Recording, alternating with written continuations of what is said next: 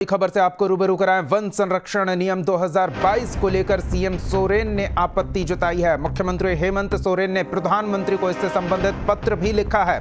ग्राम सभाओं की शक्ति को कम करने की शिकायत की है मुख्यमंत्री हेमंत सोरेन ने। अपने पत्र में उन्होंने लिखा, लाखों लोगों के अधिकार को उखाड़ा गया। पूरी जानकारी के साथ सहयोगी राजेश तोमर जुड़ रहे हैं। राजेश, मुख्यमंत्री हेमंत सोरेन ने प्रधानमंत्री को वन संरक्षण नियम 2022 को लेकर आपत्ति भरा पत्र भेजा है, क्या मजमून है इसका? देखिए दीपक, चूंकि झारखंड में अगर आप देखें तो 70% जो इलाका है वो जंगली इलाका है और यहाँ के जो मूलवासी आदिवासी हैं जंगलों में निवास करते हैं। उन्होंने चर्चा जो किया उसमें ग्राम सभा की उन्होंने उल्लेख की है। अगर आप ग्राम सभा की बात करें तो ग्राम सभा पूरे देश में उन्हीं जगहों पर है जहाँ पर आदिवासी निवास करते हैं। उन्होंने कहा कि चूंकि आदिवासियों को पेड़ से एक तरह से उनका एक पुराना नाता रहा है, उसको भगवान भी मानते हैं और उनके पूरे कल्चर में, पूरे रहन सहन में पेड़ का बड़ा योगदान है, उनके भावनात्मक संबंध है। इससे पहले भी इस तरह की बातें आई थी और जब अधिनियम बने थे तो इसका ख्याल रखा गया था। लेकिन जो फॉरेस्ट कंजर्वेशन एक्ट 2022 है उसमें इन नियमों को कहीं न कहीं नजरअंदाज किया गया है। इससे तमाम जो आदिवासी हैं वो आहत हैं। उनको डर है कि उन्हें वन से बेदखल किया जाएगा, जबकि आदिवासियों का वन से जो लगाव है वो बहुत पुराना लगाव है।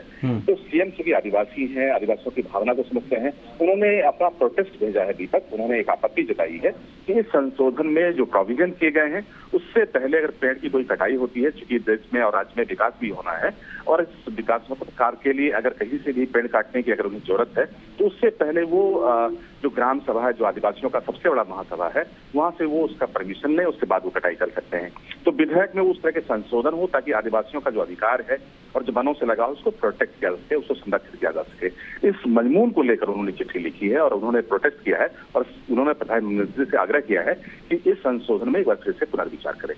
दीपक बिल्कुल राजेश, केंद्र की ओर से यह दावा रहता है कि जब भी कुछ इस तरह के नियम कानून में परिवर्तन या फिर कुछ नया करने का प्रयास होता है तो सभी से सलाह ली जाती है, राज्यों से उनका विचार विमर्श जरूर किया जाता है किसी भी विषय पर। लेकिन अब आपत्ति मुख्यमंत्री हेमंत सोरेन जता रहे हैं, तो क्या पहले इस तरह की प्रक्रिया का पालन नहीं किया गया?